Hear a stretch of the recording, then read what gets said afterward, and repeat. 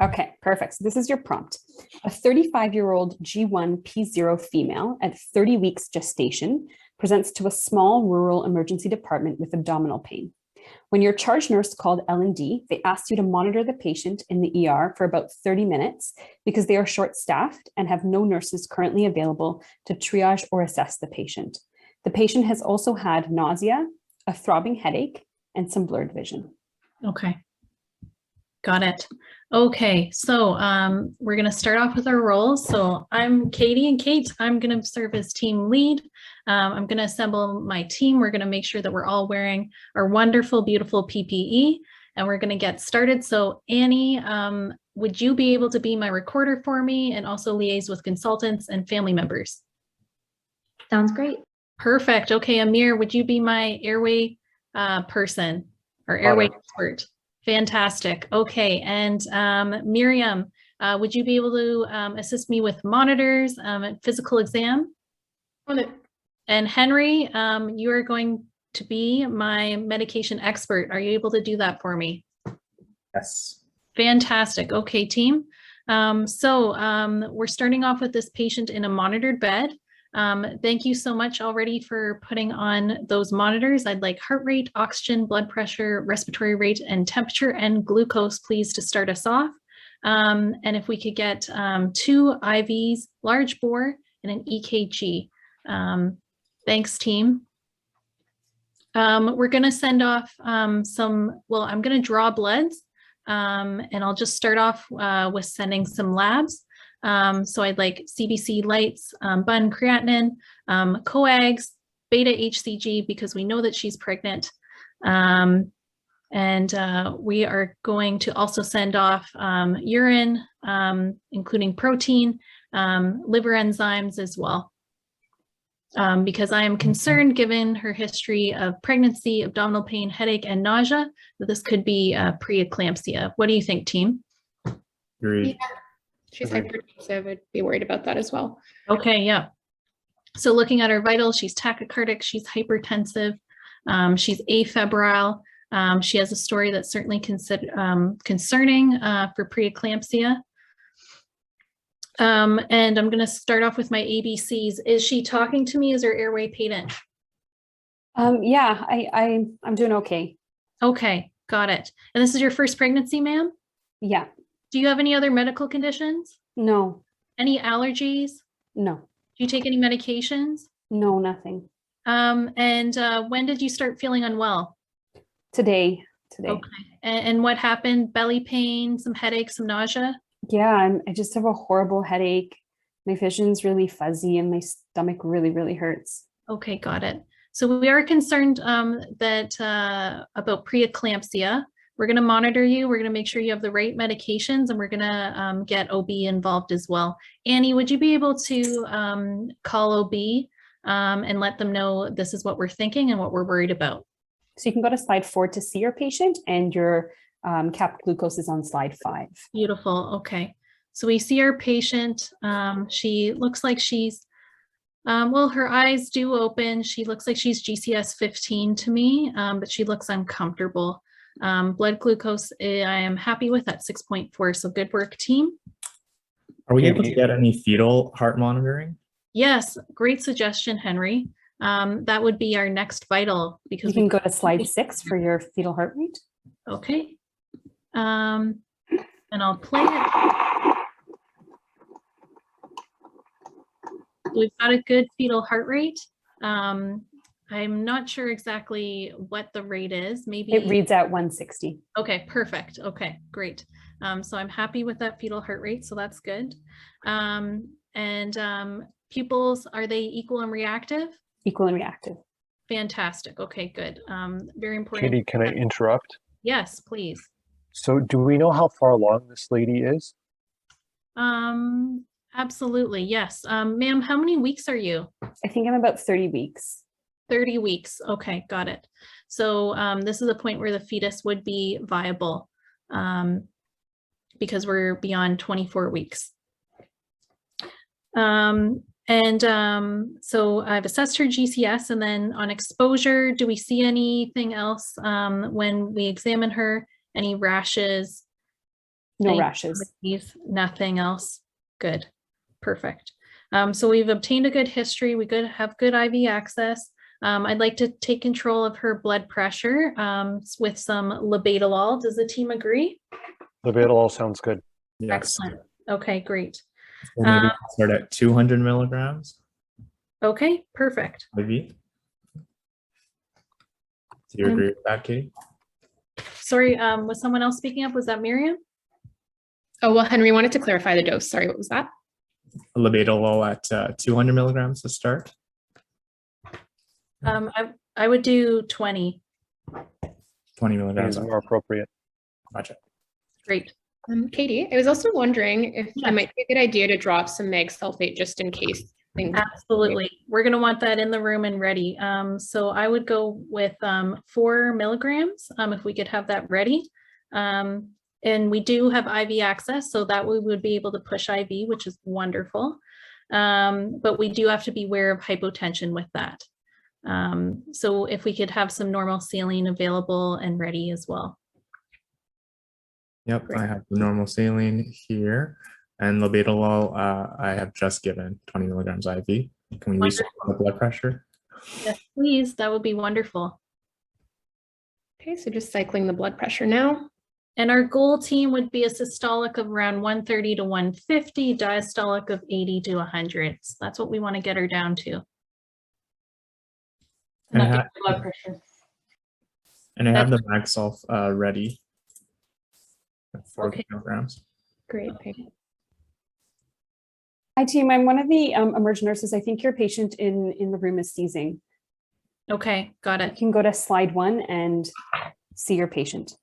Okay, slide 1. I see. Yep, in the In the corner. bottom left corner. Oh, bottom corner there. Okay. So team, our patient is seizing. We've got that Meg Sulf drawn up. Can we give that now? Yes, 4 milligrams IV given now. Okay. Wonderful.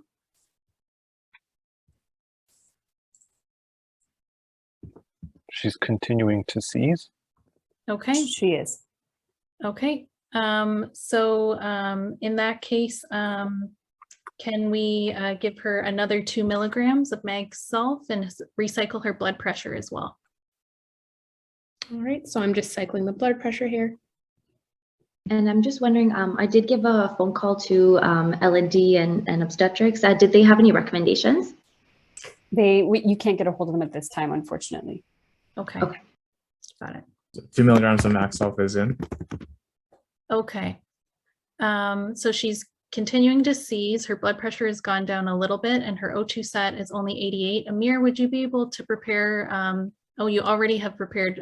Just in case, yes. Fantastic. Wonderful. Couldn't ask for a better airway person for intubation. And also if we could draw up some benzodiazepines. So lorazepam 4 milligrams. Milligrams IV. She has stopped seizing. Okay, great. Wonderful. Can we recycle those vitals, please? All right, so recycling the blood pressure here.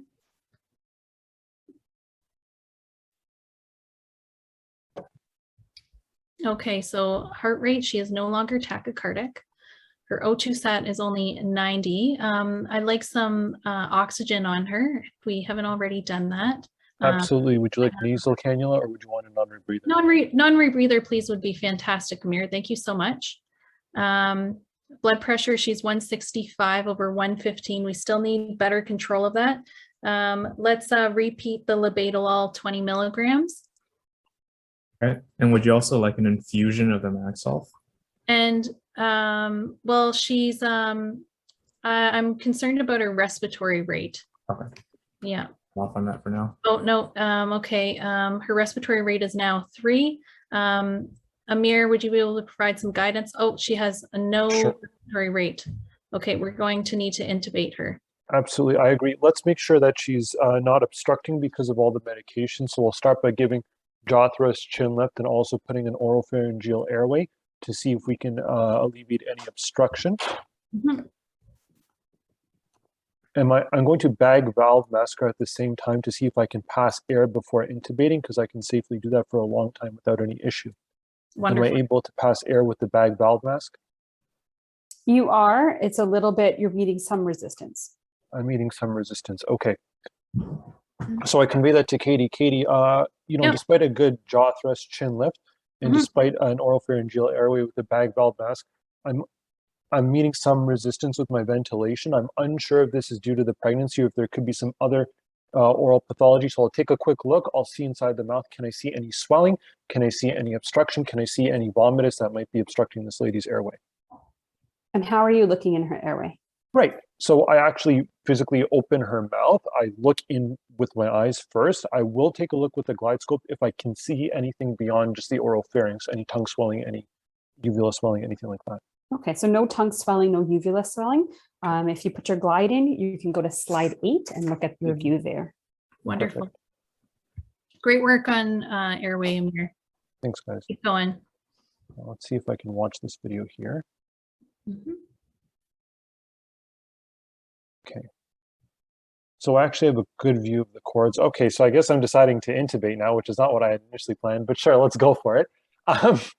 She was not initially breathing, so I think it's fine with the meeting of the resistance. So if we'll go back to our initial slide up here, we'll see that I have a size 7 tube. That's totally fine. I'll use the medications of ketamine.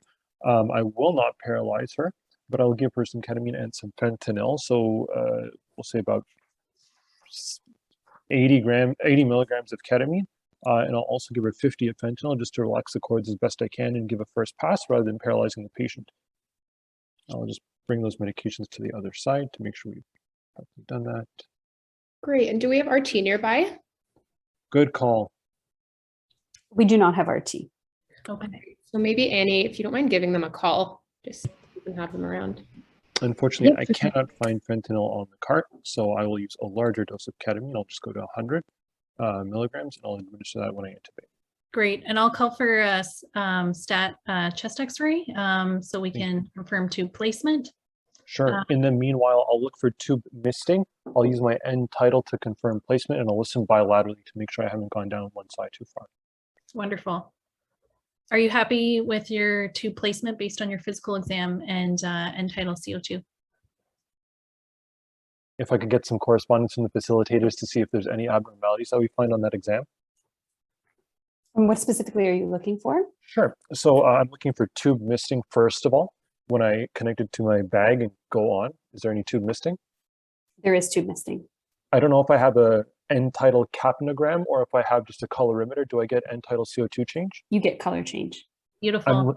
I'll also listen bilaterally just because this patient is pregnant, so there's a bit more challenging of an intubation overall. Do I get equal air entry bilaterally? You do. Fantastic. So I'm confident with the tube placement for now, but an x-ray to confirm, please. One other thing I'm going to add is if we could just put a pillow under her right side just to prop her up and shift the uterus. Great idea. Yeah. Wonderful. I'll grab that pillow now. Okay, good. Wonderful. Okay, this patient is intubated now. I'd also like a call sent out to ICU, please. Annie, would you be able to do that for me? Yes, for sure. Was I able to get a hold of RT to come in and monitor the patient? You had said no. Yeah, our RT's on their way, and you have some of your labs that's starting to come back now. So if you want to go to slide 9, you have the urinalysis there, and slide 10, you have some of the blood work that you asked for. Okay, fantastic. And then Miriam, would you also be able to place pads on the patient too, just so we have them if needed? Good idea. Yep, I'll do that now. Wonderful, thank you so much. And while you're reviewing the blood work, I'm just wondering, is this patient's family here at all? Like their partner or anyone I can update on what's been going on? Yeah, there's a partner in the waiting room. Okay, so I'm happy to step out for a moment and update them as well, or have someone else on the team do that. Okay, so looking at her labs, she does have elevated LFT. She has protein in the urine as well. And she is anemic. So I think we're on the right track here, managing for eclampsia and definitive management. We need that baby out. So OB is aware? OB is aware they're trying to come as fast as possible. Okay, wonderful, good. Katie, are you concerned at all for a DIC or thrombocyte, specifically DIC or not yet? I am concerned. What would you recommend, Amir? And Good call. I think the definitive management is delivery or consulting with obstetrician. Because the airway is stable, I'm still going to keep a hold of that. When RT comes to assist, I'll use that time to review with either OB or myself to figure out what the next steps in management would be if we're concerned about DIC. Okay. What I'm just thinking about my adjuncts here. If we haven't already, we can get an EKG, chest X-ray, and use the ultrasound to make sure that we're not missing anything. So slide 7 is your ECG. Okay.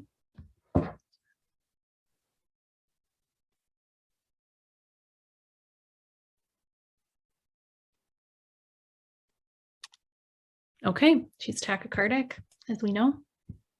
Yep, not seeing any ischemic changes. Nope. Okay, good. I'm also wondering if we should maybe just do a Doppler again, just take another look at baby just as we go through. So I can do that. I think that's a fantastic idea, Miriam. Let's do that now. Your repeat Doppler shows the same fetal heart rate of 160. Okay, so team, I'm going to summarize the case. So we have this 35-year-old G1, 30-week gestational age. She came in and we were concerned about preeclampsia. We drew off our labs and she did seize as well for us. So we gave her magnesium. We found that her respiratory rate went down and she became apneic. We were pushed to intubate her, which was done successfully. OB has been notified a couple times now. Baby is happy in terms of fetal heart rate. And in terms of her management, again, we've given her magnesium sulfate, but her blood pressure is not yet what I'd like to target. We've given her labetalol 20 times 2. Let's give her another labetalol 20. Any suggestions from the team or any additional thoughts? And again, we're also keeping our eyes and ears open with respect to DIC. So I'm giving another 20 milligrams. Sorry. Thank you very much. I'm giving another 20 milligrams of labetalol now, and I'm just wondering if there's a role for ROGAM at this point. Absolutely. Okay. Let's go ahead and give ROGAM 300. 300 mics. You go to slide 12, you have your ROGAM there. Thank you so much, Henry. I'm sorry, I think I cut Annie off earlier. No, I was just wondering for the labetalol, I have seen like increasing the dose if you're going to do repeat doses from 20 to 40, 80, 80, and another 80 every 10 minutes. I'm wondering if we wanted to increase the dose because she's been persistently hypertensive. For sure, absolutely, Annie. Yeah, I definitely should have done that. So right now she's still not quite, well, let's see. She's okay, now, but she's like kind of borderline. So maybe right now I'll just give her an additional 20, but I agree. I think it would have been a little bit more prudent to go higher on the doses earlier. And just to clarify, I've already given the 20. Are you happy with the pressure for now? Maybe I'll just have it on standby. I'd like to give one more. Another 20 milligrams? Yeah. Okay. Yeah, just be a little bit more conservative. Thanks so much for clarifying, Henry. Yep. So giving another 20 milligrams of labetalol now, and then I'll have 40 milligrams ready for the by the bedside. Okay, and then after we've given that, I'd like to recycle our vitals if we're able to do that, Miriam. Sure. Okay, so recycling the blood pressure here. Hi team, I'm the obstetrician on today. Thanks for caring for this patient. Thanks so much for coming. Would you like me to give a little bit of handover to you? I'm not sure if you've gotten any already. Sure, go ahead. You can give me some handover. Yeah, absolutely. So this is a 35-year-old G1P0. She comes to us at 30 weeks gestational age. She presented very classically with abdominal pain, headache, nausea, visual changes, and tachycardic, hypertensive. She also started seizing, and we gave her Magsulf total 6 milligrams. Unfortunately, she became apneic and we did have to intubate her. But we've gotten her blood pressure under good control now, at 145/95, so acceptable. She's also been given ROGAM. And baby has appeared happy from what we can see with a fetal heart rate of 160. She's otherwise a healthy woman with no other medical conditions, allergies, past med history. Great. Thanks for the summary. We'll take over. Wonderful. Thank you so much. Good work, team. Good work. Another virtual life saved. Woohoo. Actually, two. Two today. No, but I mean like two in this Oh, patient. yeah. All right, team. So Allison, I think, is going to take over for the debrief. Awesome. Thanks so much. Hey guys, well done. We're very happy to see OB. Yes. Okay, so so Katie, you're the team lead.